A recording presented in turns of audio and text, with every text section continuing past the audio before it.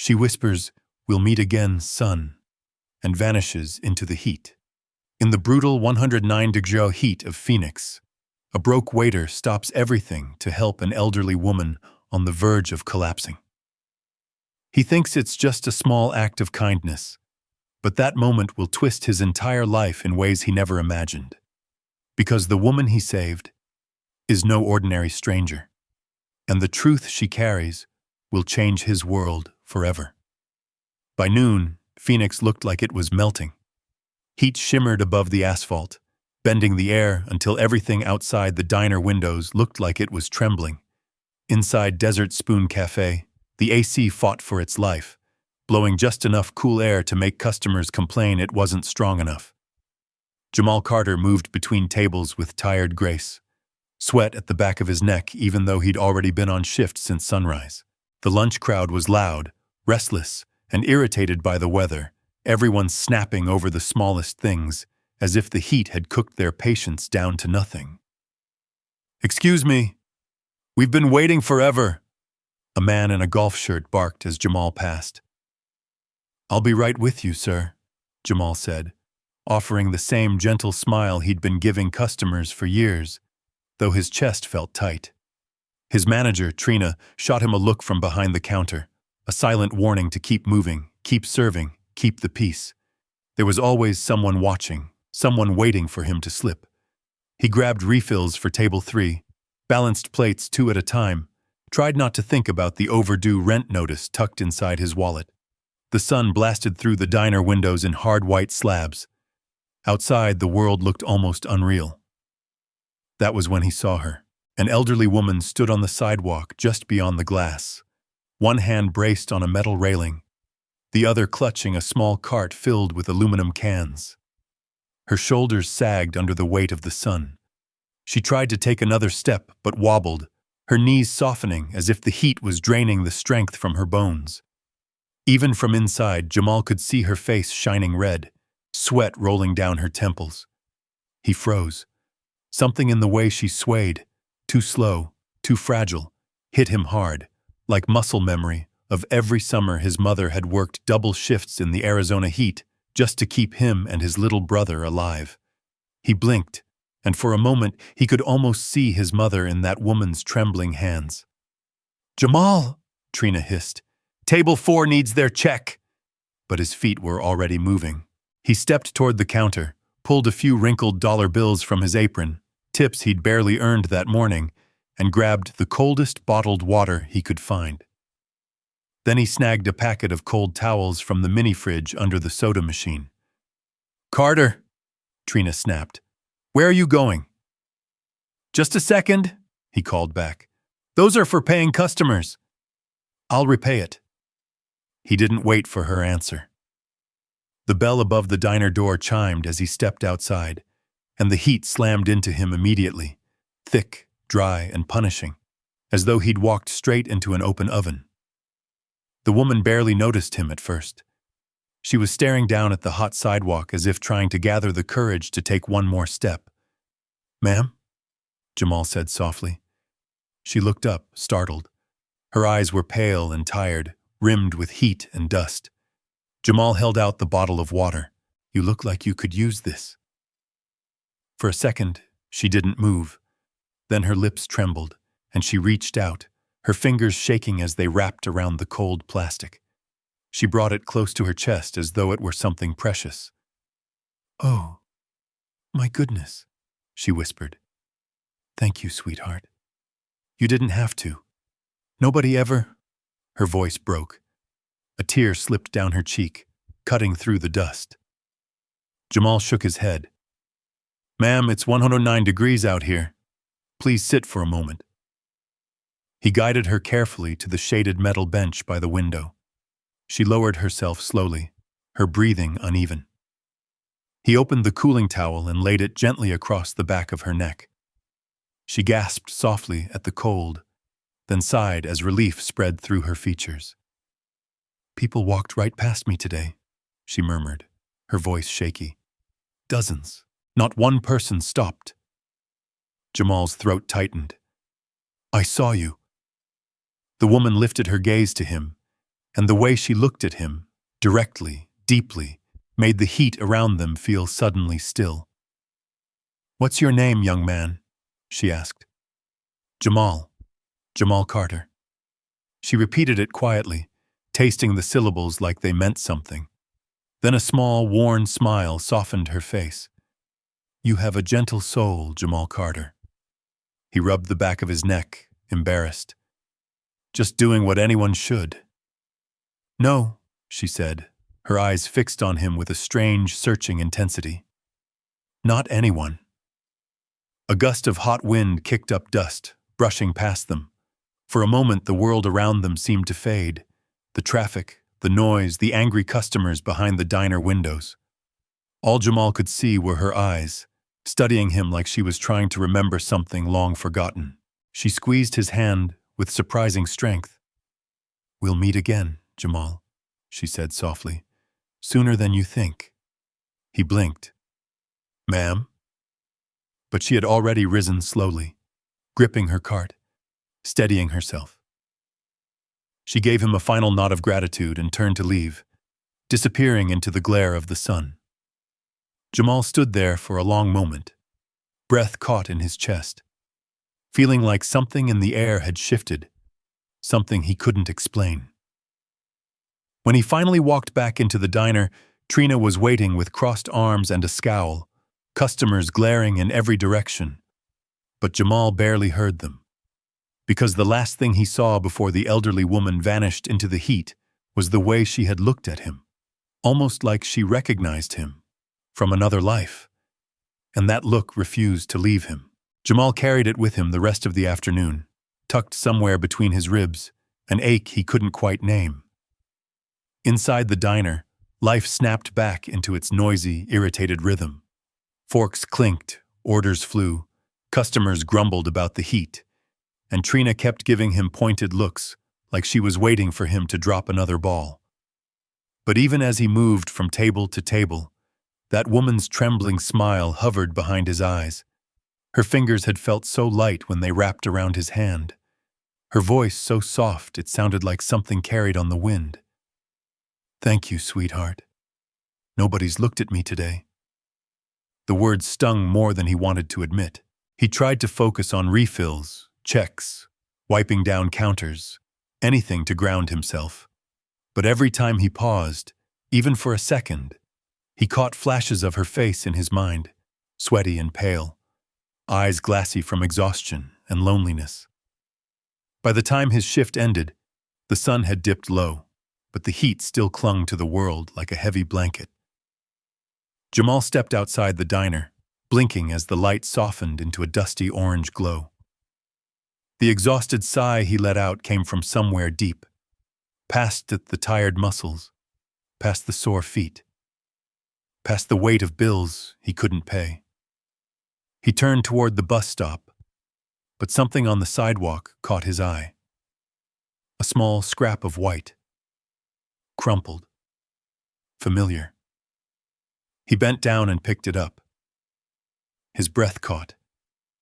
It was the cooling towel he'd given her, still faintly damp, carrying the shape of her hands. He didn't know why, but the sight of it made his throat tighten. He folded it carefully and tucked it into his pocket, as if returning something important to where it belonged.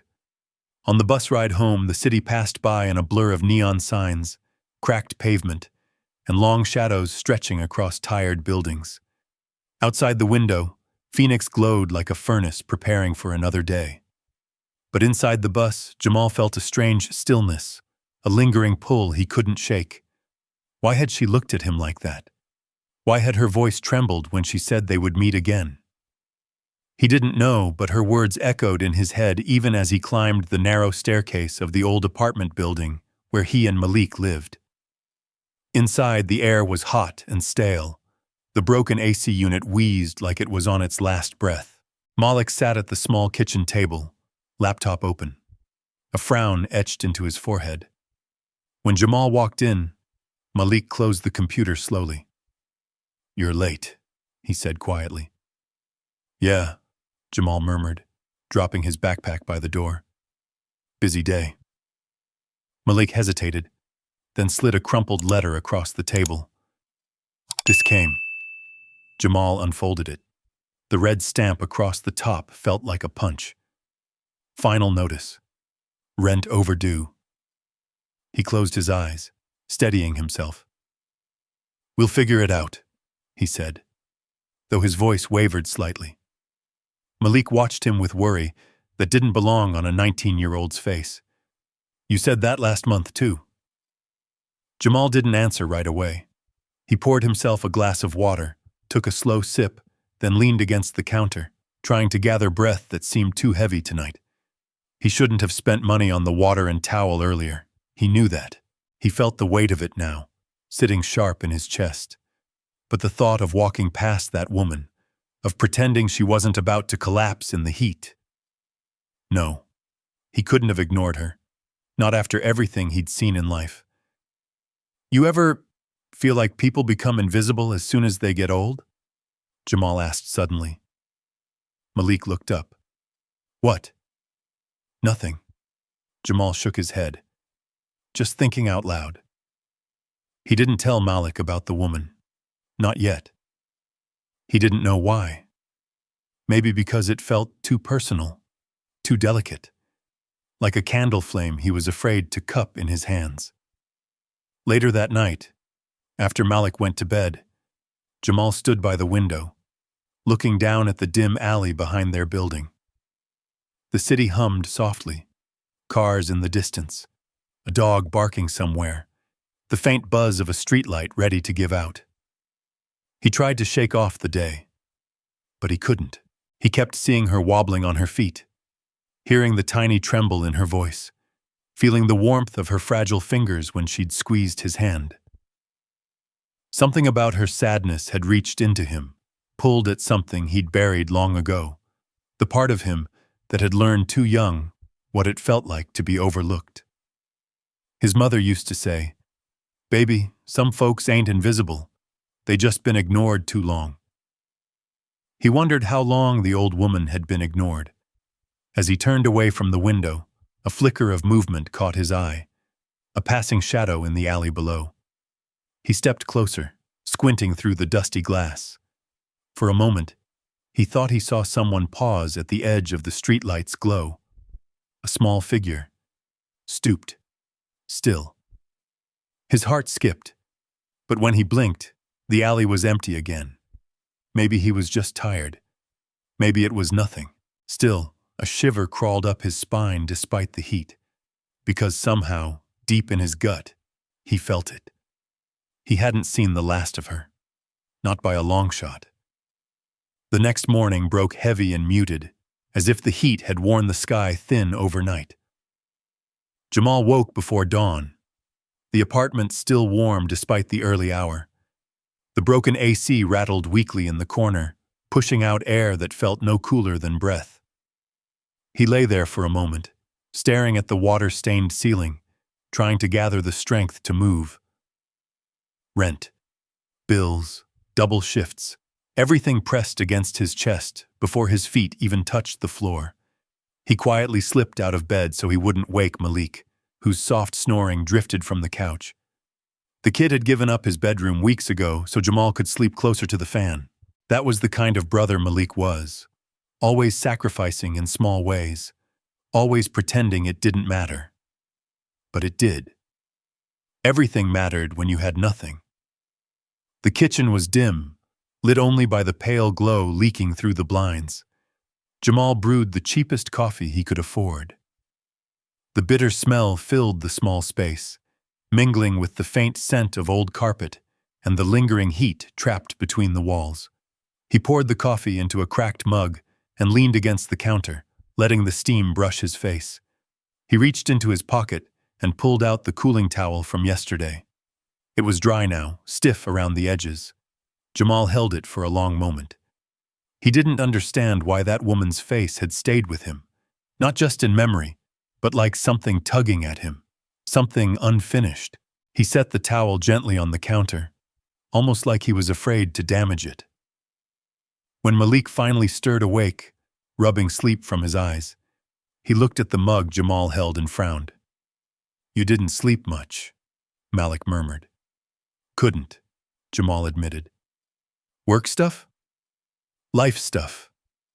Malik hesitated before sliding the final notice letter closer to him across the table.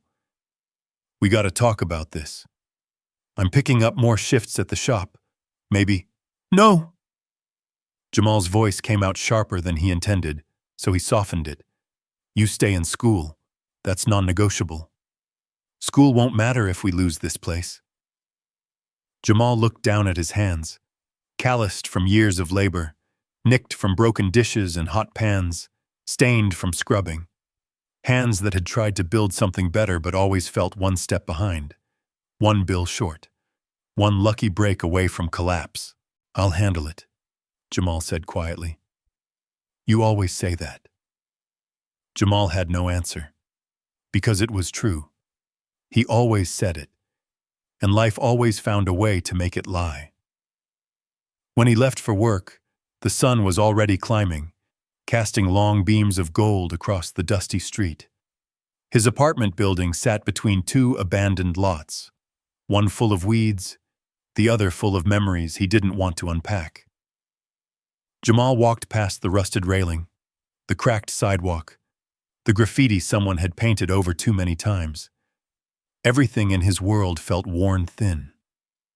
As he turned the corner toward the bus stop, he noticed something he hadn't seen before.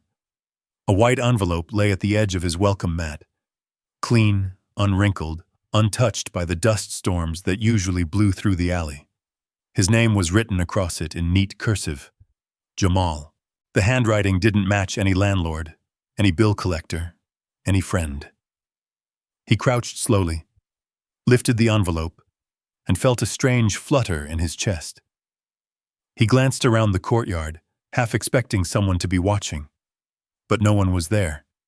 Just the hum of an old street lamp and the distant growl of an early bus engine. He opened the envelope. Inside was a single folded sheet of paper. Blank. Except for one line, written in the same delicate cursive as his name. Thank you. That was it. No signature, no explanation. Jamal stood frozen for several seconds, the morning heat gathering on the back of his neck. His mind raced through possibilities, neighbors, friends, strangers, but none fit. Not with handwriting like this, not with timing like this. His thoughts drifted uninvited to the old woman, her trembling hands, her whispered, "We'll meet again." The way her eyes had shone with something he couldn't place. No way, he whispered to himself. It made no sense. But then again, neither had the look she gave him before she disappeared into the light, as if she carried a secret too heavy for her thin frame. Jamal tucked the note carefully into his pocket, right next to the towel. The weight of both pressed warm against his leg, grounding him and unsettling him all at once. At the bus stop, he leaned against the faded metal shelter. A warm breeze carried dust that stung his eyes. Cars passed in waves, old trucks rattling, engines whining, a radio crackling somewhere with morning talk shows arguing about the heat wave. Jamal didn't hear any of it. All he could think about was how close they were to losing their home, how tired his bones felt, how rare it was for kindness to come back to him in any form. He thought about the woman again. Why had she looked at him like that? Why had she held his hand longer than strangers should? Why did her words sound like a promise? When the bus arrived, he stepped on and took his usual seat near the back. The city rolled past him, the murals faded by sun, the sagging rooflines, the people waiting in lines for buses, day labor, shelter lotteries, the world he belonged to, the world he had learned to navigate without expecting anything from anyone. But today, something in the air felt off, shifted, like a balance had tipped somewhere he couldn't see. When he stepped off the bus near the diner, he spotted Trina outside, unlocking the front door. She eyed him with that familiar mix of impatience and suspicion. "Don't be late again," she said flatly, though he wasn't. Jamal nodded, stepped past her, and inhaled the faint smell of frying oil and overworked coffee machines. Another day, another shift, another climb uphill with no rope. But as he tied his apron around his waist, he felt the envelope brush against his hip, felt the towel's folded weight in his pocket. Two small reminders that yesterday had not been like other days, and today might not be either, because someone out there had left him a thank you. And for a man like Jamal, a man used to being overlooked, ignored, dismissed, a thank you felt like the rarest currency in the world. He placed a hand over his pocket, steadying himself. Something was coming. He didn't know what. But he could feel it rising like heat off the pavement. Not visible yet, not fully formed, but inevitable. Just like the old woman had promised, just like her trembling fingers had whispered, they would meet again. Soon. That quiet certainty clung to Jamal as he tied his apron tight around his waist, took a slow breath, and stepped back into the clatter and grind of the Desert Spoon Cafe. Morning sun streamed through the windows in bright, accusing stripes, catching every speck of dust in the air and making the diner feel like a stage he hadn't asked to perform on. The heat outside was already thick, pressing its weight against the glass, promising another day that would burn the patience out of anyone brave enough to work through it. Jamal tried to shake off the heaviness riding his shoulders, but as the clock ticked toward the breakfast rush, something inside him felt stretched thin, like a rubber band pulled too tight for too long. He wiped down a booth, grabbed menus, and forced a smile that didn't quite reach his eyes. The bell chimed above the door. Customers flooded in, construction workers wiping sweat from their brows, office folks clutching phones, families trying to keep their restless kids in line. All of them hungry. All of them in a hurry. All of them convinced the world owed them something before 9 in the morning. Table 4 stood out immediately. A man in his late 40s, pale and polished, wearing a golf visor and sunglasses indoors, sat with his wife who kept fanning herself dramatically.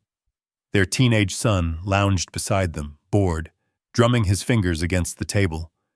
Jamal approached with his usual calm. "Good morning, folks. Can I get you?" The man held up a hand. No, we've been sitting here for at least 5 minutes. Where's the service in this place?" He looked Jamal up and down. "Do you people not know how to move when customers walk in?" Jamal blinked. The words landed like grit in an open wound. "I apologize, sir. We're a bit busy this morning, but I'm here to take care of you. What can I—" "Iced water," the wife snapped, "with lemon, and make sure it's cold. Not that tap temperature junk you gave us last time. Remember that, honey? It tasted like it came out of a hose." Jamal swallowed the sting quietly. "Yes, ma'am. I'll bring it right out." "And make it quick," the man added. "We didn't come here to bake." As Jamal turned, he heard the boy mutter under his breath, not even trying to be discreet. "Bet he's used to the heat. People like him should be."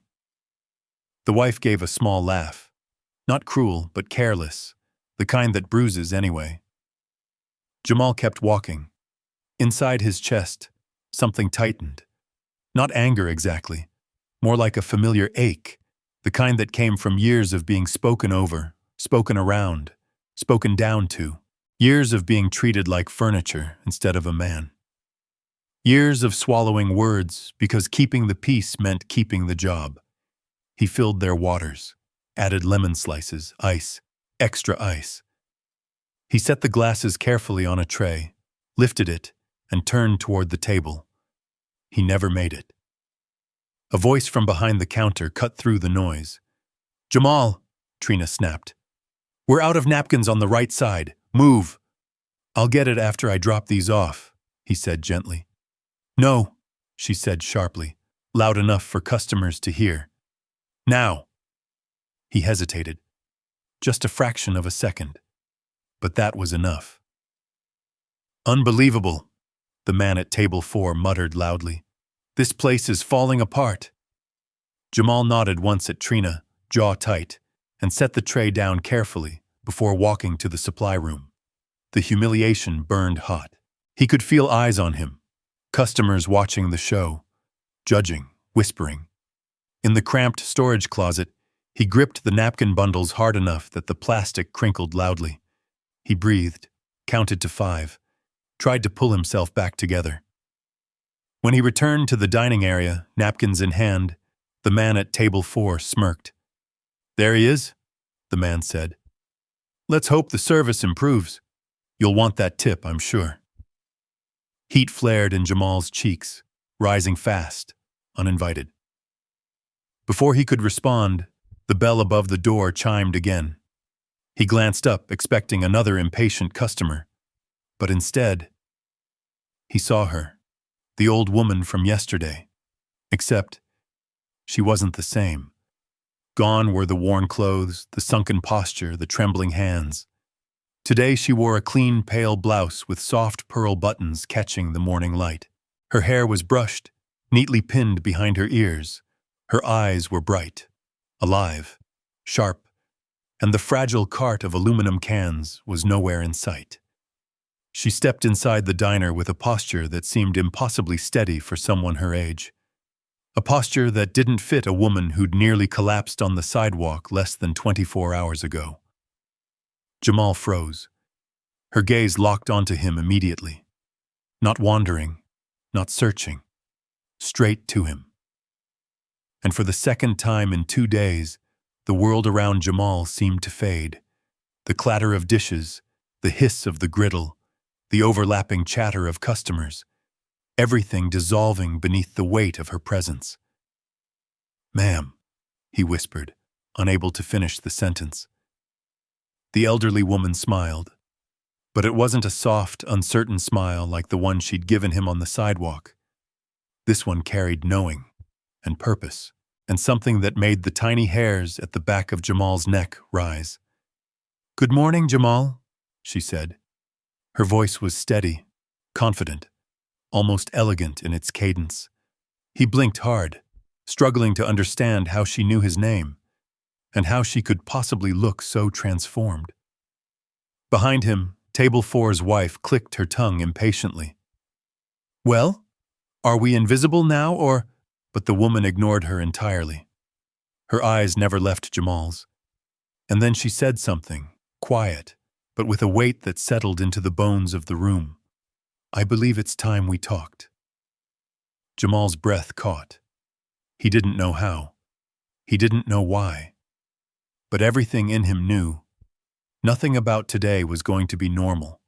Nothing at all. For a moment, Jamal simply stood there, napkins still in his hand, breath stalled in his chest. The diner noise churned around him. Orders shouted, plates clattering, forks scraping. But everything felt strangely distant, like he was underwater, and the world above was muffled. The elderly woman, if she could still be called that, moved toward him with slow, steady steps. Not fragile, not wavering. Each footfall landed with purpose, with confidence, with a sense of clarity that didn't match the trembling hands and exhausted collapse he'd witnessed the day before. It was like watching someone walk out of a photograph and into real life, sharper, brighter, undeniably different. The sunlight streaming through the windows caught the soft sheen of her pearl buttons, washing her in a warm glow that made nearby customers turn their heads. Some paused mid-bite, forks suspended in the air. Even Trina, who rarely paid attention to anything but receipts and refills, lifted her gaze. The woman offered Jamal a polite nod, then glanced briefly at the stunned room before returning her attention to him, eyes soft yet piercing. "I hope I'm not interrupting," she said, though her tone suggested she already knew she was, and didn't mind. Jamal swallowed, struggling to find his voice. "No, ma'am, I didn't expect to see you again." "Didn't I tell you we would?" she replied gently, a faint smile lifting the corners of her lips. "I keep my promises, Jamal." The way she said his name sent a small shiver through him, as if she'd been saying it for years. From table 4, the man in the golf visor scoffed loudly. "Oh, great! Now he's got time for friends. We've been waiting for 10 minutes. Trina winced, shooting Jamal a warning glare that could cut through steel. "Handle your tables," she whispered harshly. "Whatever this is can wait." But the woman turned her head, her eyes settling on Trina with calm authority. "He's fine for the moment," she said softly. "I won't keep him long." Something in her voice, gentle yet unmistakably firm, made Trina freeze. It was the tone of someone used to being listened to, someone who carried authority without raising their voice. Still, Jamal hesitated. He'd been scolded enough times to know better than to stall during a rush. "I can step outside with you for just a second," he murmured. "Let me drop these napkins first." "No need," the woman said, with a warm but commanding tone. "This won't take long." She reached into her bag, an elegant cream-colored purse he hadn't noticed before, and pulled out a folded envelope. Jamal blinked. The envelope was thick, made of heavy cardstock, the kind that rich people used for holiday cards or formal invitations. She held it out to him. "This is for you." Jamal stared at the envelope, his pulse quickening. The room seemed to lean in with him, as though everyone could sense something unusual happening. He didn't take it. Instead, he whispered, "Ma'am, I don't understand." She stepped closer, lowering her voice to something only he could hear. "You showed me kindness yesterday. Kindness when you had nothing to spare," she said. "Most people didn't even see me. You did." Jamal froze, remembering how she looked ready to collapse, remembering how lonely her eyes had been, remembering how she said no one had looked at her all day. "But why are you—" He gestured to her outfit, her posture, everything about her. "Like this?" A soft laugh escaped her, warm, knowing, tinged with something sad. "Appearances can be unreliable," she said. "Sometimes we dress down to see the world more clearly. Sometimes we dress up to remind the world who we truly are." Before he could respond, the man at table 4 shouted again, louder this time. "Hello? Is anyone going to actually serve us? This is ridiculous." The interruption cracked something inside Jamal. His shoulders tensed, and he instinctively stepped back, ready to face the complaints and humiliation he'd grown far too used to. But the woman reached out, lightly touching his arm. "Don't go," she said softly. He looked at her, startled. She held his gaze steady and unwavering. "You matter more than their impatience." The words hit him like a sudden breath after drowning. No one had ever said something like that to him before. Not in this diner. Not in this life. She extended the envelope again. "Take it, Jamal." His fingers trembled slightly as he reached for it, the weight of it surprising him. It felt too heavy to be empty, too intentional. He wondered if she had slipped money inside, but something about her expression told him this wasn't about charity. Before he could open it, she gently closed his hand around it. "Not here," she said. "Read it somewhere quiet." He nodded slowly, dazed. She stepped back, giving him one final look, one that held recognition, gratitude, and something deeper he couldn't name. Then she turned toward the door. As she walked past table 4, the man muttered, "Good. Maybe now we can actually get service around here." The woman paused. She turned her head slightly, not enough to confront him, but enough for him to feel it. And the man suddenly went silent, shifting uncomfortably in his seat, though she hadn't said a single word. It was as though he felt the weight of being seen and judged. The bell chimed softly as she left the diner, sunlight swallowing her silhouette. Jamal stood frozen, envelope clutched in his hand, the noise of the diner slowly returning around him. But something had shifted. In the room, in his chest, in the invisible space between yesterday and today. And as he finally slipped the envelope into his apron pocket, one thought echoed louder than everything else. He had no idea who she really was. Not yet. But he was about to find out. For the rest of his shift, Jamal moved like his body was present, but his mind had wandered somewhere else entirely. The envelope in his apron pocket felt heavier with each passing minute, as if it carried its own heartbeat, pulsing quietly against his ribs. Every time he reached down for his order pad, his fingers brushed over it, and a strange jolt of anticipation ran up his arm. Who was she? Why had she come back looking like a completely different woman? Why had she known his name? None of it made sense, yet all of it felt strangely inevitable, like he had stepped into a story that had been waiting for him long before he'd chosen to live it. He survived the lunch rush on autopilot. Even table 4 seemed less sharp than usual. The man muttered complaints, but his earlier arrogance had dimmed after the woman's quiet stare. Something about her had shifted the air in the diner, leaving behind an uneasy hush. By the time his shift finally ended, the sun had begun its slow climb toward late afternoon, turning the sky into sheets of white and gold. Jamal changed out of his apron and stepped outside, blinking into the bright light. He didn't wait, didn't go home, didn't even head toward the bus stop. Instead, he walked to the narrow alley behind the diner, where a bit of shade gathered between two buildings. The envelope trembled slightly in his hand, not from the breeze but from his own nerves. He opened it carefully. Inside was a single sheet of thick, cream-colored paper, far too elegant for someone who'd looked like she was scavenging for cans the day before.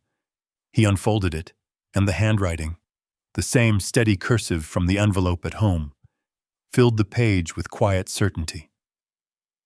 Jamal, I would like to speak with you tomorrow. There is something important you deserve to know. Please take your lunch break at 1:15 and meet me at the bench near the bus stop. Evelyn Brooks, Evelyn Brooks. The name rolled through his mind like a soft thunder. It was the first time he'd ever seen it written. He repeated it under his breath, tasting the syllables, letting them settle into the dusty air around him. He didn't know the name. He didn't recognize it from anywhere. But the way she had carried herself today, the poise, the confidence, the calm authority, told him this was not a woman who lived invisible. Not anymore. He folded the letter and tucked it safely into his backpack. As he stepped back onto the sidewalk, he caught a glimpse of his reflection in the diner window. Tired eyes, sweaty forehead, uniform slightly wrinkled. He looked like a man trapped in an exhausting loop he hadn't been able to escape for years. Yet today, the loop felt disturbed, bent, interrupted by possibility. He wasn't sure how to feel about that. When Jamal got home, Malik was sitting on the couch with his laptop open, though he wasn't typing. His eyes flicked up immediately. "You okay? You look off." Jamal hesitated. "Something strange happened today." "Strange how?" Malik closed the laptop, leaning forward. Jamal sat down slowly, rubbing his palms against his jeans. "The woman from yesterday, the one I helped in the heat, she showed up at the diner again." Malik raised a brow. "Okay. And?" "She looked completely different," Jamal said, shaking his head. "New clothes, clean, hair done, strong voice, like she turned into a whole different person overnight." Malik frowned. "Maybe she wasn't as bad off as you thought." "No," Jamal insisted. "You didn't see her yesterday. She was shaking. She could barely walk.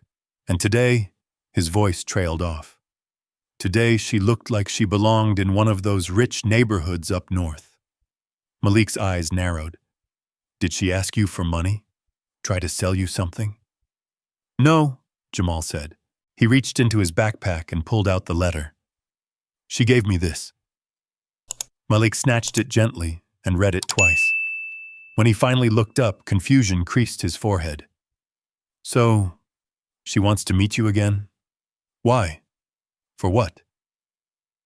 I don't know, Jamal whispered. But it feels important. Malik's expression changed, worry hardening into something more protective. Jay, listen. People don't just show up twice and ask to meet somewhere private unless they want something. Be careful. Don't let some random lady pull you into a scam. You're too trusting. Jamal felt a sting, not from anger, but from truth. He was trusting. Maybe too much. It was one of the few things he loved about himself, and the one thing life punished him for the most. I'll be careful, he said quietly. But I need to know why she came back. Malik sighed, shaking his head. Just promise me you won't go alone. At least text me when you meet her. I will. The brothers fell into a thoughtful silence. The room felt heavy, the air thick with more than heat. Something unspoken, something shifting. Later that night, while Malik slept, Jamal lay awake staring at the ceiling again. He replayed the moment she entered the diner, the change in her step, the certainty in her voice. Her eyes had held something like recognition. As if seeing him again wasn't a surprise to her at all. And her final words echoed in him, low and steady. You matter more than their impatience. No one had ever said that to him. No one had ever spoken to him like he was worth more than the work he did. Now someone had. And tomorrow, that someone wanted to tell him why. Jamal closed his eyes. His heartbeat felt louder than the quiet hum of the useless AC. Something was coming. He could feel it again. Stronger this time. Undeniable. By the time the sun rose tomorrow, something in his life might change. He didn't know if he was ready. But tomorrow at 1:15, he would find out. The next day felt different from the moment Jamal woke up. The heat pressed against the windows early, promising another brutal afternoon in Phoenix. But beneath that familiar weight lived something else. Anticipation, stretched tight like a drawn breath. He moved through his morning routine slower than usual, each motion colored by the awareness that his life might tilt in some unexpected direction before the day was over. At the diner, the morning crowd filtered in with their usual mix of impatience and noise. But even the clattering dishes and grinding coffee machines couldn't drown the steady drum of his heartbeat. Every time he checked the clock, it felt like the hands were moving too fast and too slow at the same time.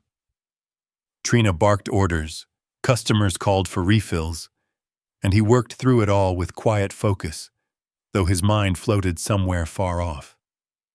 At 1:05, his lunch break arrived. Try not to disappear for an hour this time, Trina muttered as she scribbled on a clipboard. We're swamped.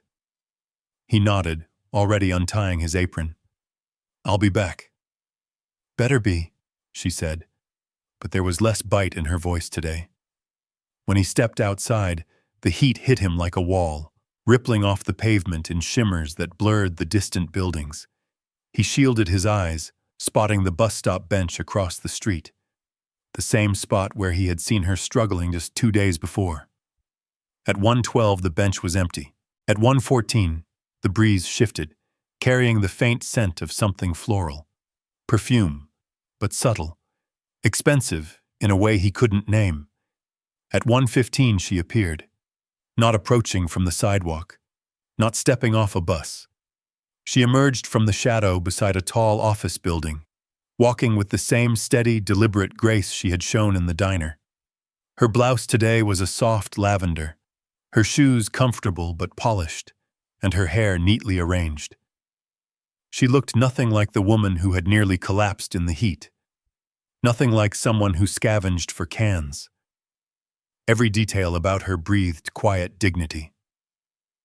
"Hello, Jamal," she said, as she reached the bench. He swallowed. "Ms. Brooks." Her eyes warmed, Evelyn, please.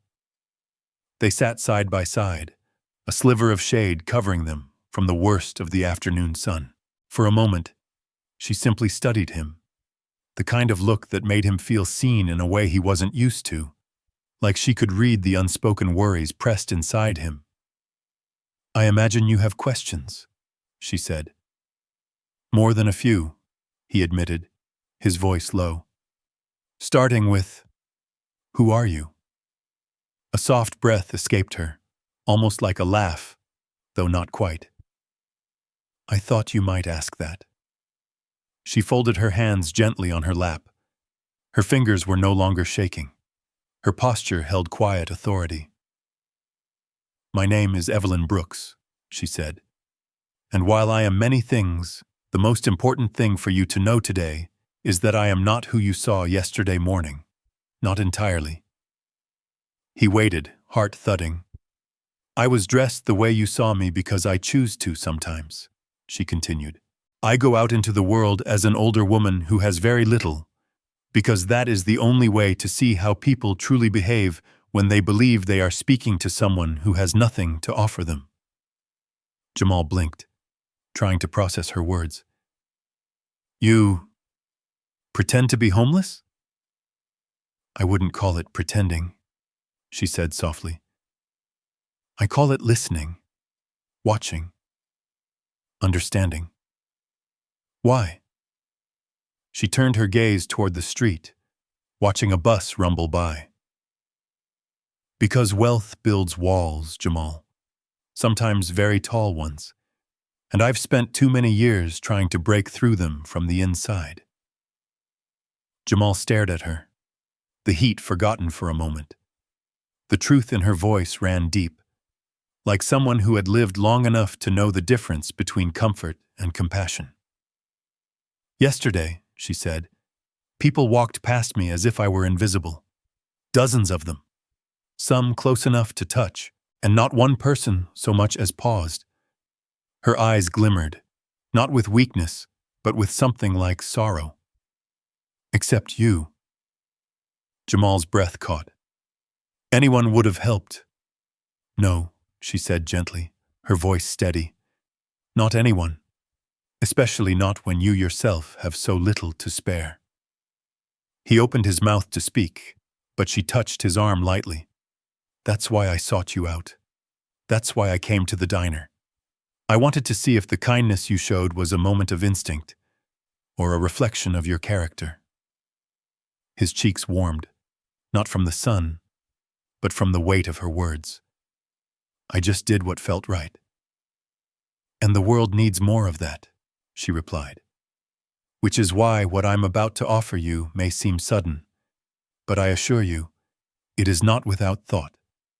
He stiffened slightly. Offer?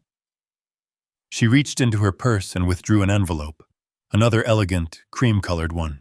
She held it out to him.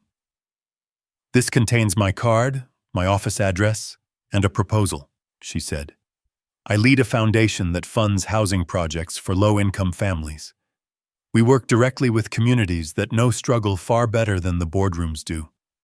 I believe someone like you, someone who understands hardship, yet still gives freely, would be invaluable in that work.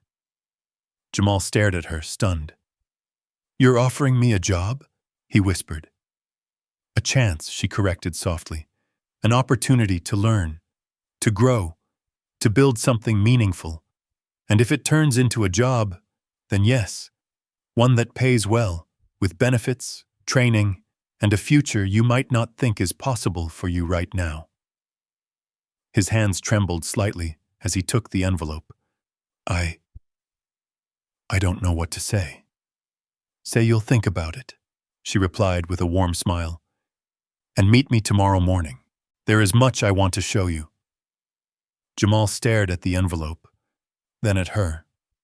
The world felt tilted, like he was standing at the edge of a road that split in two directions. One familiar, predictable, suffocating, and one he could not yet see the end of. When he finally looked up, he found Evelyn watching him with a tenderness that made his chest tighten. "You have a good heart, Jamal," she said, "and good hearts deserve open doors." A gentle breeze swept between them, lifting a strand of her silver hair. But before Jamal could respond, before he could find the words forming in the back of his throat, she said quietly, "This is only the beginning." And somehow, he knew she meant it. The rest of the day passed like a dream he couldn't wake from. Every sound at the diner, pans clattering, orders shouted, customers complaining, felt distant, like his ears were underwater. His mind kept circling the same impossible truth. A woman he'd met while she was nearly collapsing on the sidewalk had just offered him a chance at a future he'd never imagined. A future that felt too large for someone who'd spent years scraping by. That night, sleep came in broken pieces. He lay in the dim glow of the streetlights leaking through the blinds, listening to Malik's steady breathing, and held the envelope from Evelyn in his hands. The cardstock felt too smooth, too elegant for his world. He traced the ink on her card again and again. Evelyn Brooks. Brooks, Community Renewal Foundation, North Scottsdale. It sounded unreal, like something that belonged to another life, another version of him. By morning, his nerves had knotted into something tight and electric. Malik watched him quietly as he buttoned his cleanest shirt, still faded, still worn, but the best he had. "You're sure about this?" Malik asked. "No," Jamal admitted softly, "but I'm going anyway."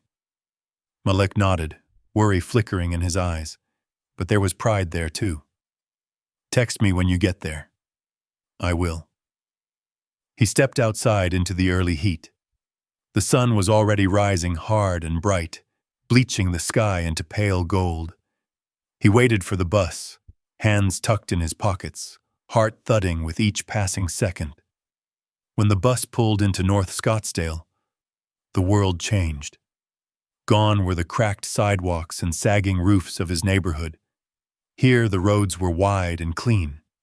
Trees lined the sidewalks in neat rows. Buildings gleamed with glass windows that reflected the sky like mirrors. Even the air felt different, cooler, calmer, carrying the faint scent of irrigated lawns and citrus trees.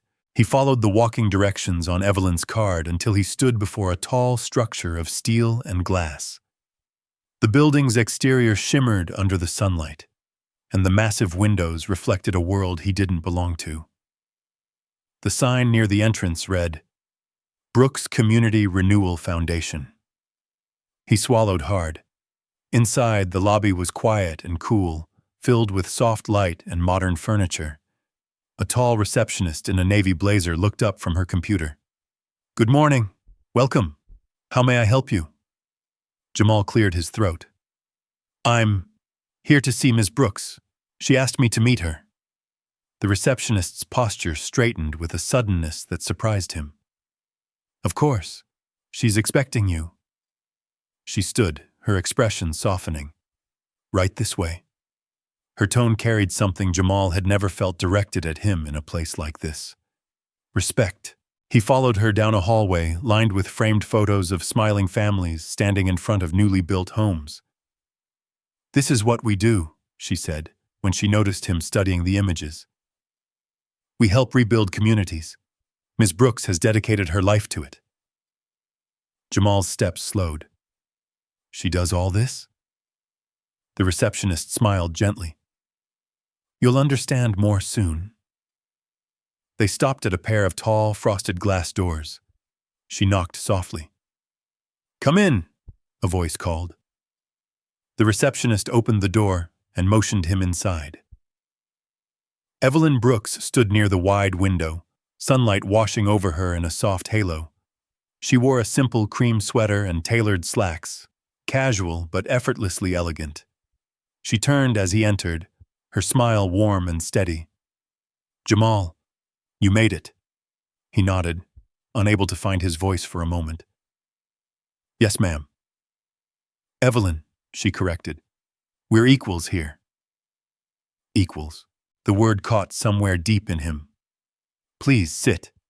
She gestured to the chair across from her desk. The office was spacious but not intimidating. Photos of neighborhoods, families, and construction sites lined the walls, evidence of a lifetime of work. You're wondering why you're here, she said gently. He nodded again. She took a slow breath. I've spent the last 15 years helping restore neighborhoods that society left behind. But no matter how many homes we build or programs we run, we cannot help communities unless we include people who understand them from the inside. She held his gaze. People like you, Jamal. His heart thudded painfully. I'm just a waiter. No, she corrected softly. You are someone who showed compassion when you had every excuse not to. Someone who helped me without hesitation or judgment. Someone who listens. Someone who has lived the struggle we are trying to solve. She leaned forward slightly. I believe you can do more than you think, and I'd like to offer you a chance to try. I don't have the education for this, he whispered. I didn't finish community college. I don't know anything about foundations or business or skills can be taught, she said. Character cannot, and you have it in abundance. The words hit deep, deeper than he expected. His throat tightened. Evelyn handed him a folder. Inside was a training schedule, a stipend amount, and a simple title. Community Liaison Apprentice. What would I have to do? Jamal asked quietly. Learn, she said. Watch. Ask questions. Help us speak with neighborhoods we serve. Bring your perspective. And most importantly, grow. He stared at the folder, his fingers trembling slightly. I don't know if I belong here, he said. Evelyn's expression softened into something close to sorrow. Most people who belong somewhere rarely feel certain of it at first. She stepped closer. But I see something in you, Jamal. And I believe you feel it too. Outside the window, sunlight glinted off the distant rooftops. A construction crew worked across the street, lifting beams into place, quietly building something that would change a landscape. He exhaled slowly. I'll try, he whispered. Evelyn smiled. That's all I ask. And just like that, a door he'd never imagined standing before had opened. A door into a world where he wasn't invisible. A world where kindness mattered. A world where someone believed in him. But even as he felt the weight of possibility settling over him, he didn't know yet that inside this beautiful glass building, challenges, resistance, and hidden tensions were waiting, and saying yes was only the first step. Jamal learned that lesson by the end of his first full week. At first, the place felt like a living dream. Quiet halls, polished floors reflecting the sky through tall windows, polite voices, coffee machines that worked without kicking them. Evelyn introduced him to everyone with a proud hand on his shoulder, like she was presenting someone she believed in wholeheartedly. Some people smiled warmly. Some offered encouraging nods. But others didn't bother to hide the way their eyes flickered over his thrift store shirt, his scuffed shoes, his resume that fit on one page. A whisper he caught from behind a half-closed door on his second day set the tone. He's a waiter, Mark. A waiter. We're supposed to treat him like a trainee? Evelyn likes her projects, another voice replied. Just play along. The phase will pass. He didn't linger long enough to hear more. By Friday, he understood something clearly. Evelyn believed in him, but not everyone in this building did. They didn't know him. They didn't know the years he'd carried his little brother on his back through life. They didn't know the nights he'd slept hungry so Malik wouldn't. They didn't know the heat stroke he'd nearly suffered at 16 walking 3 miles home because the bus shut down early. All they saw was a man who'd served tables. But Jamal had lived his whole life being underestimated. He just hadn't expected it to hurt this much here. Still, Evelyn pushed him forward, pairing him with staff, giving him files to study, encouraging him at every step. Ask questions, she told him. The only foolish thing is silence. But every time he raised his hand in meetings, someone stiffened or shifted. Every time he offered an idea, someone gently corrected him, smoothing his words into something more palatable for the room. He stayed late many evenings, long after the main lights clicked off and the janitorial crew rolled their carts down the hall. That was when he felt safest, when no one could look at him like he didn't belong. He studied training materials until the text blurred. He watched videos on housing development, on nonprofit structure, on community assessment. He scribbled notes until his pen ran dry. One night, as he packed up, he caught a movement in the doorway. Evelyn. She leaned on the frame, arms folded, expression soft. "You're still here," she said. He nodded, embarrassed. "Just trying to catch up." She stepped inside slowly. "You're not behind, Jamal. You're learning at a pace most new hires can't manage." He shrugged. "Doesn't feel like it." A shadow crossed her face, recognition.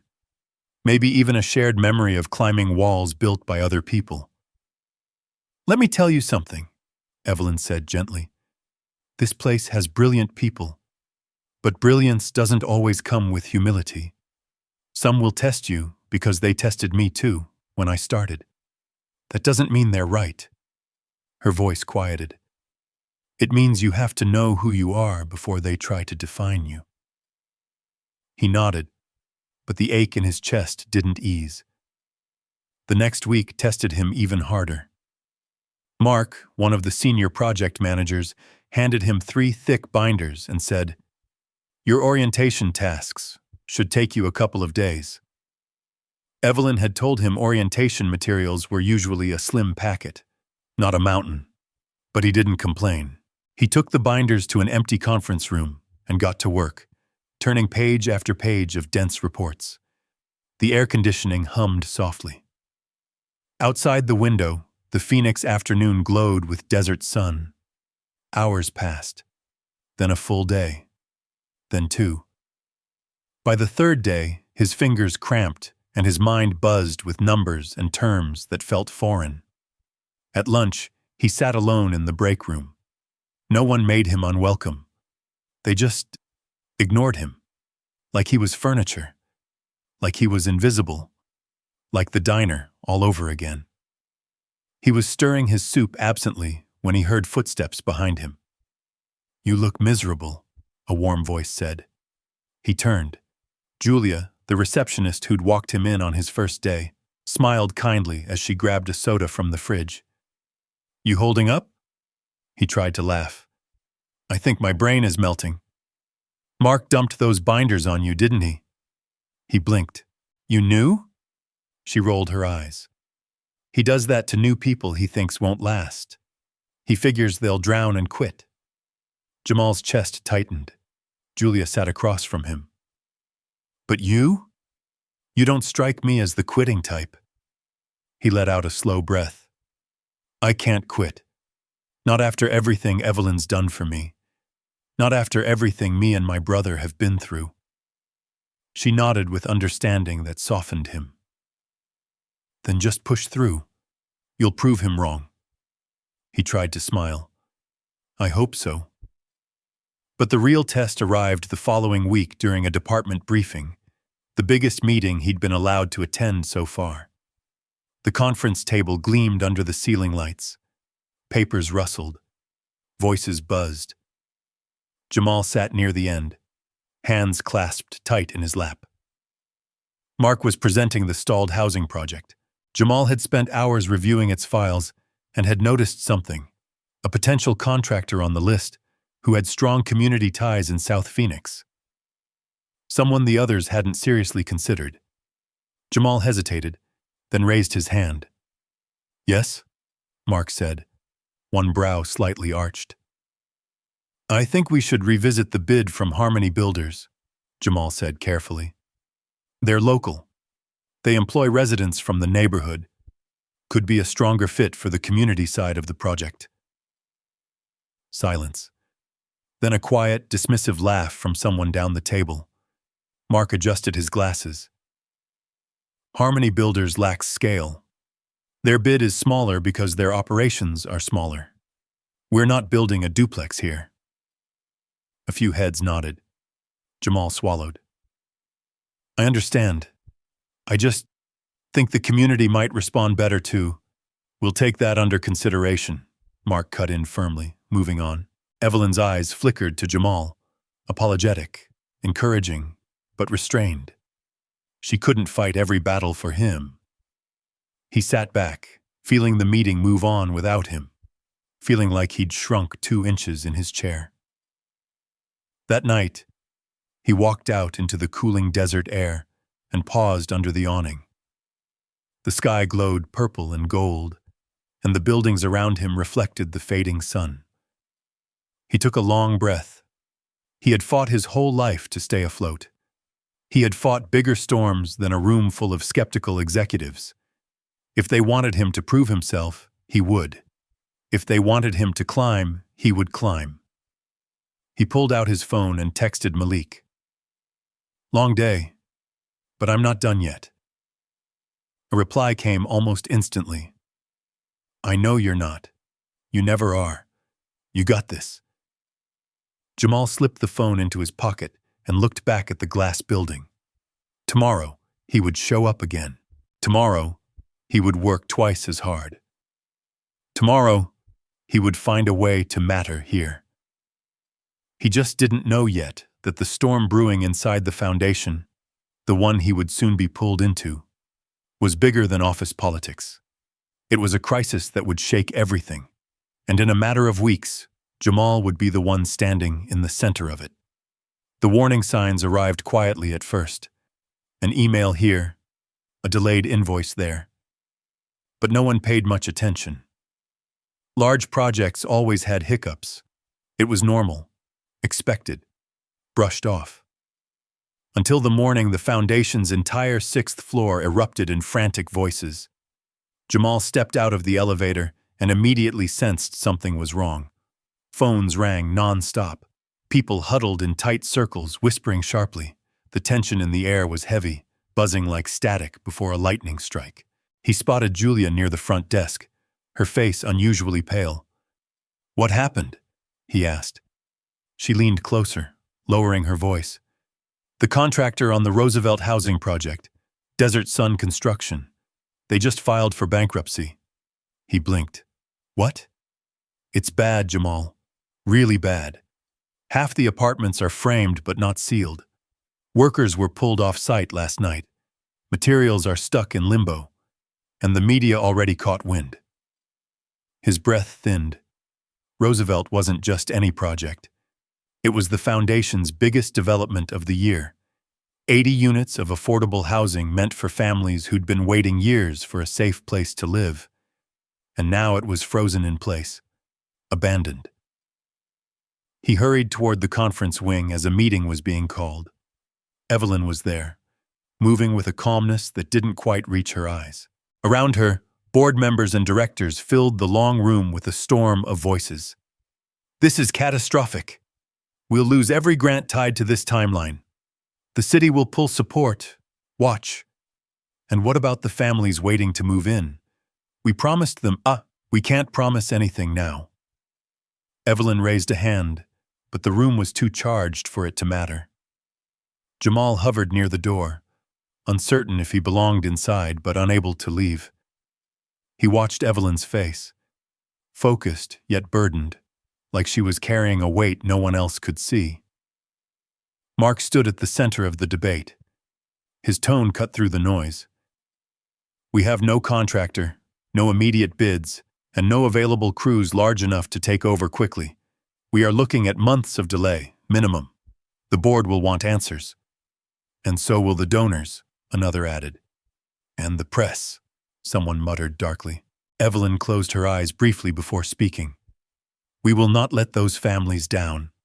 We will not abandon this project. Silence fell, but it was a brittle silence, stretched thin over fear. Then Mark said, With respect, Evelyn, the board may not give us a choice. They're already questioning your oversight. Jamal felt something twist painfully in his chest. Evelyn didn't flinch, but her shoulders tightened. She simply said, "We'll find a way." But as voices rose again, doubt spread across the room like a cold draft. Later that afternoon, Evelyn called him into her office. She stood near the window, watching the desert horizon turn gold. "You heard," she said softly. He nodded. "Is it really that bad?" "Yes." Her voice was raw honesty. "Worse, even. The board is preparing to pressure me to step back from operations if this isn't resolved soon." The words hit him like a heavy blow. "They can't do that," he whispered. "They can," she replied. "And they will, if it protects the foundation from losing millions." He swallowed hard. "What can we do?" She looked at him then, not as a mentor speaking to a trainee, but as someone searching the face of another human being for something she needed desperately. "I don't know yet," she admitted. The helplessness in her voice shook him. He left her office with his thoughts churning. He wandered down to the print room, gripping the edge of the counter until his knuckles went white. He thought about the families who'd been promised new homes. He thought about the kids who were counting on a stable address to enroll in school. He thought about Evelyn, the woman who had taken a chance on him, who had believed in him when no one else did, and how the board members were circling like vultures. He couldn't lose this place. He couldn't lose this chance. He couldn't let her fall. Not after everything she'd done. That night, he took the bus home with the sky glowing dusty pink. Malik was waiting at the kitchen table, textbooks open, dinner warming on the stove. "You're late," Malik said quietly. Jamal dropped into a chair, exhausted. "Work is bad." Malik closed his book. "How bad?" Jamal told him everything: the bankruptcy, the delays, the board's pressure, Evelyn's position at risk. Malik leaned back, eyes narrowing with concern. "Man, that's messed up. But you always find a way. You always do." Jamal rubbed his face. "This is different. It's huge, and I'm not qualified to help." Malik's eyebrows lifted. "Since when has that stopped you?" Jamal let out a breathy, humorless laugh. Malik continued, voice firm. "You figured out how to survive when we had nothing. You figured out how to take care of me when you were still a kid yourself. You figured out how to work 3 jobs and still show up. You can figure this out too."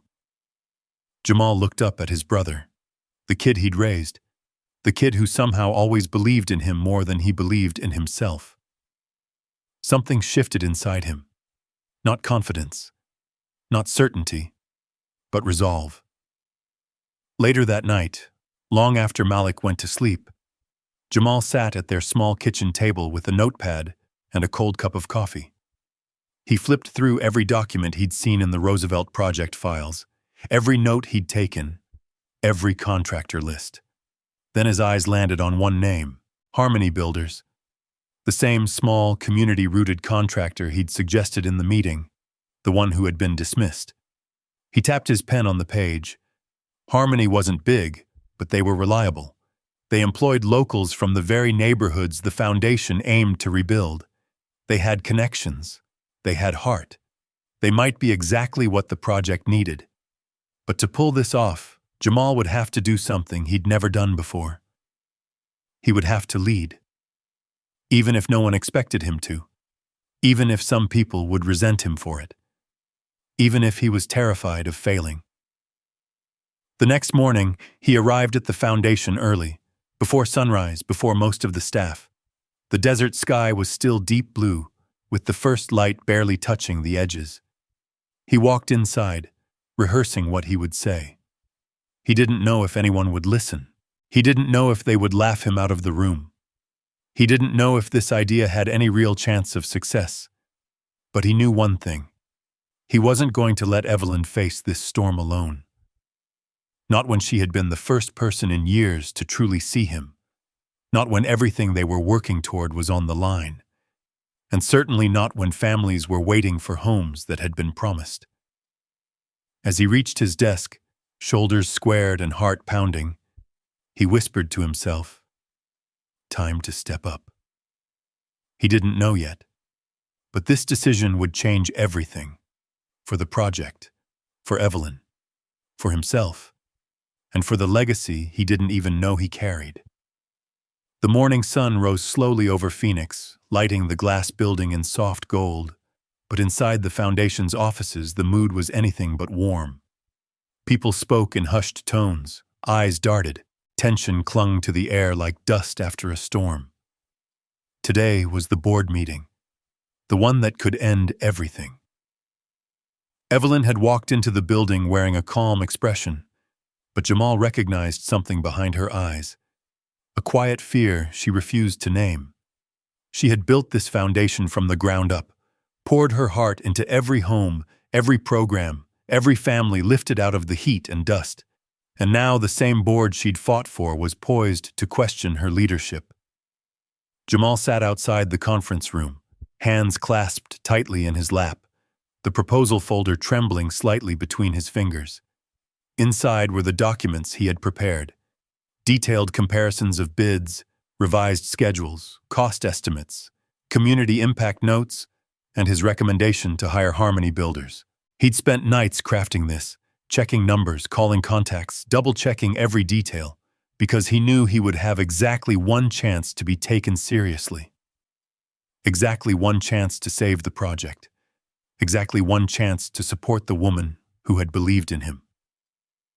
At 9:03 a.m., the door opened and Mark stepped out. "They're ready for you," he said. His tone was polite, but his eyes held the same cool skepticism they always did. Jamal rose slowly, fighting the swirl in his gut. His palms were damp. His heart thudded against his ribs. He adjusted his shirt collar, exhaled carefully, and stepped inside. The conference room was long and bright, wall-to-wall windows spilling desert light across the polished table. Board members sat in a neat row, some with polite curiosity, some with open impatience. At the head of the table, Evelyn gave him a small nod. "You can do this." He took his position near the center, placed the folder down, and opened it with steady fingers. "Good morning," he began. "I know things are tense today, and I know I'm not the most experienced person in this room. But I've spent the past several weeks studying the Roosevelt Project inside and out, and I believe we have a path forward."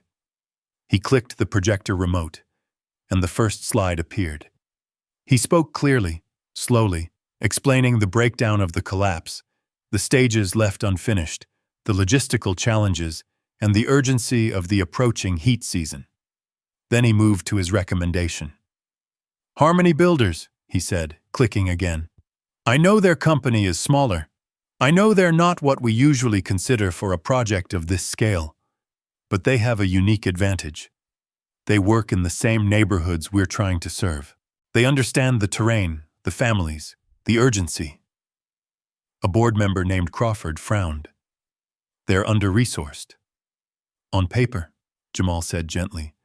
"But in practice, they're faster, more flexible, and more connected than any alternative we have right now. They're already mobilizing crews for nearby renovations. They have access to subcontractors Desert Sun left stranded, and they're willing to start immediately." Another board member leaned forward. "How do you know?" Jamal lifted his chin slightly. "Because I met with them twice. I walked the Roosevelt site with their foreman. I visited their South Phoenix headquarters, and I spoke with local families who've worked with them." There was a murmur around the table. He took a breath. "Look, I grew up near Roosevelt. My family lived in those apartments before they were condemned. I know what a delay means. It means families sitting in motels, kids switching schools again, parents choosing between rent and groceries." His voice softened. "It means broken promises, and we don't break promises." Silence. Real silence. the kind that holds weight. He moved to the next slide, showing a revised timeline. If we approve Harmony Builders today, they can stabilize the structure within 5 weeks, seal the units before monsoon season, and keep interior work on pace for the fall. Crawford sat back, arms crossing. Ambitious. Possible, Jamal countered quietly, if we choose to believe in the right people. Then he closed the folder and looked at every person in the room. I know I'm not a traditional candidate to present a plan like this. I know I don't have the degrees, the certifications, or the polished background that many of you expect. But I know what this project means. I know the families waiting on it. And I know the spirit this foundation was built on. His final words fell like a steady drumbeat. It was built to help people no one else sees. People like me. People like them. So let's not give up now.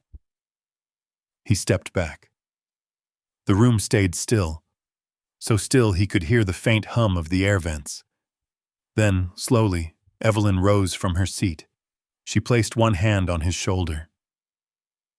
This, she said, her voice carrying steady force, is the man I chose. Her eyes swept the board. Not because of credentials, not because of image, but because he reminds me of why I founded this organization in the first place. She paused. To serve, to restore, to rebuild, not just buildings, but dignity. A breath rolled across the room. Not a sigh, something closer to recognition. Crawford cleared his throat. We appreciate the clarity of the presentation. Another board member adjusted her glasses. The timeline is surprisingly viable. A third nodded.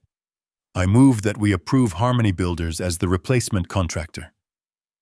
Several heads turned toward Crawford. He hesitated. Then, I'll second that. The vote passed unanimously. When the gavel tapped, relief washed through Jamal so quickly it made him dizzy. The project was saved. Evelyn's leadership was safe.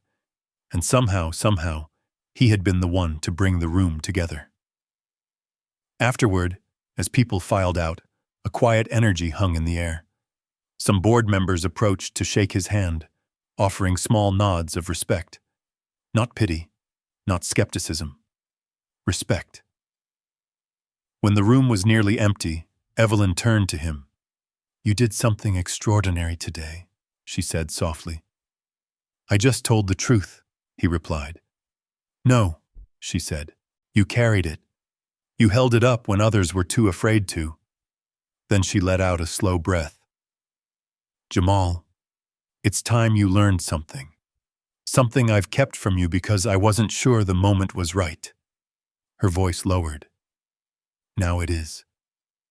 He looked at her, pulse quickening.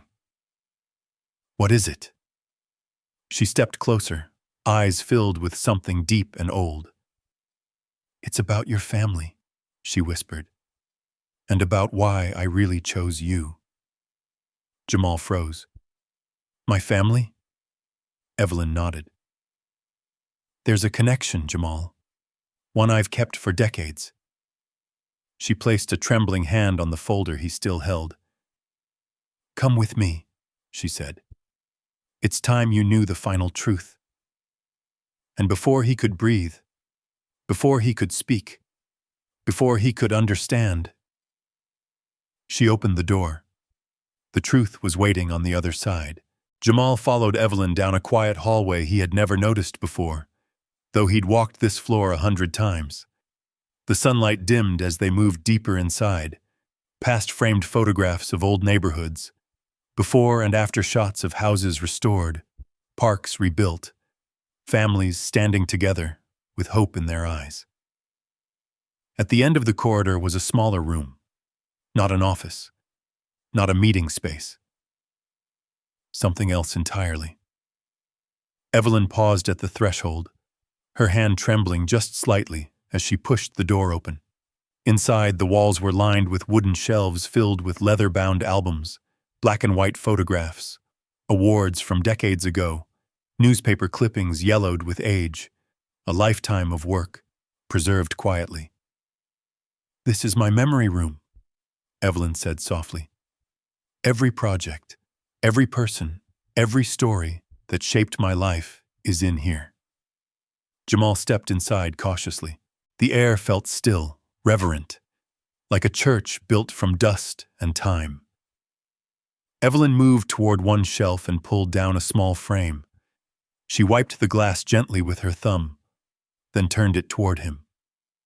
A young black man smiled back from the old photograph, eyes warm, posture strong, wearing a simple work shirt and a grin full of kindness.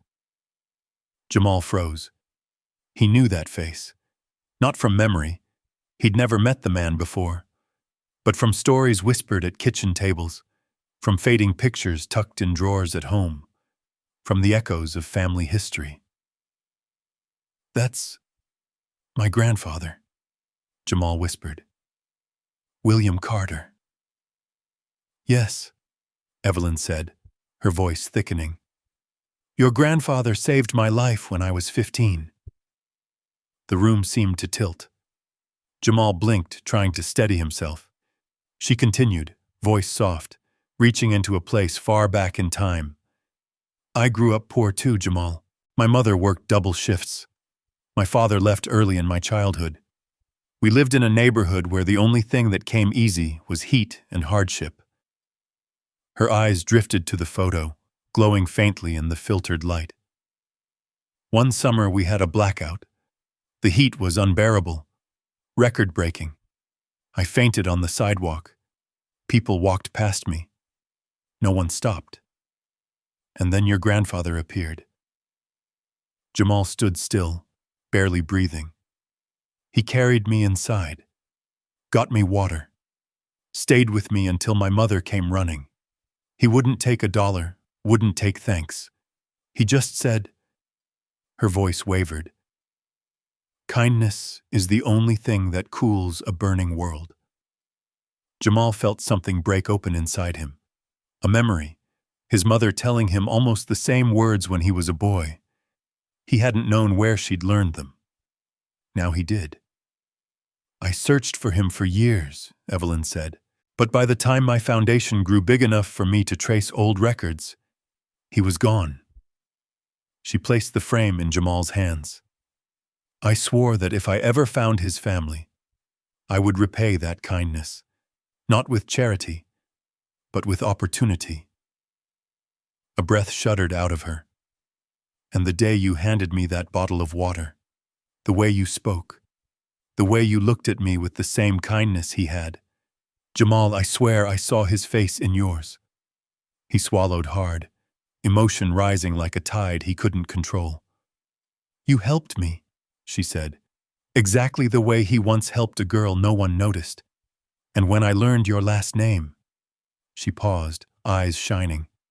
I knew I had finally found his blood." The weight of it all settled into Jamal's chest. Not heavy, but warm. A connection he never knew existed. A legacy stretching across decades of hardship and hope. He whispered, "I don't know what to say." "You don't have to say anything," she replied gently. "Just listen." She stepped closer, hands steady now. "I'm appointing you Director of Community Renewal, effective immediately." Jamal's heart stopped. That's impossible," he breathed. "I'm not ready, I'm not—" "You are," she said firmly. "Because leadership isn't built from credentials. It's built from character, from compassion, from the willingness to show up when the world burns." She placed her hand over his. "You have all of that. You've had it your whole life." He felt his vision blur, emotions swelling in his throat. She continued, "And I'm creating a new initiative under the foundation. A long-term project dedicated to supporting neighborhoods like the one you came from. It will carry your family's name, the Carter Renewal Fund." Jamal closed his eyes. His chest trembled. For his grandfather. for his mother, for Malik, for every kid growing up in neighborhoods forgotten by the world. When he opened his eyes again, Evelyn was smiling, a soft, proud smile that carried years of hope finally realized. "Come," she said. "There's someone waiting to meet you." She led him back down the hall, through the lobby, past the glass doors. Outside, the courtyard bustled with people gathered around a newly restored apartment complex. Families stood in the shade, children laughing as they peeked through fresh windows. A ribbon stretched across the entrance.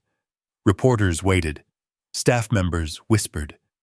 And when Jamal stepped into view, whispers turned into cheers. Evelyn lifted her microphone. "Today, we dedicate these homes not just to the families who will live here, but to the Carter legacy, to William Carter, who once saved a stranger through a simple act of kindness, and to his grandson, Jamal Carter, who carries that kindness into a new generation." She turned to him. "Jamal, would you do the honors?" His hands shook as he took the scissors. The crowd quieted. Then he cut the ribbon. A wave of applause surged across the courtyard, warm and full, lifting him higher than he'd ever stood before. Children ran through the doorway. Parents wiped tears. Staff patted him on the shoulder. Malik threw his arms around him, laughing and crying at once. And Evelyn whispered beside him, "It only took one bottle of water to begin all this." Jamal looked at the smiling families, the new homes, the fresh beginning growing from dust and heat. "No," he said softly, "it took generations of kindness." As the sun dipped behind the Phoenix skyline, casting long golden shadows, he felt something settle peacefully inside him. A sense of belonging, a sense of purpose, a sense of finally fulfilling a promise made long before he was born. His grandfather had passed kindness forward. His mother had passed resilience forward. And now, it was his turn. One life at a time, one neighborhood at a time, he would keep the legacy alive. Tomorrow, the work would begin again. But today he stood in the warmth of a world he helped restore. A world built on kindness. A world finally calling his name. If only everyone knew. It all started with a bottle of water in the heat. And now, I'd love to hear from you. If this story touched you even a little, drop a simple 1 in the comments. Just one number to let us know you're here, and that kindness still matters. And don't forget to subscribe so you never miss the next story. Because tomorrow's tale might be the one that stays with you forever.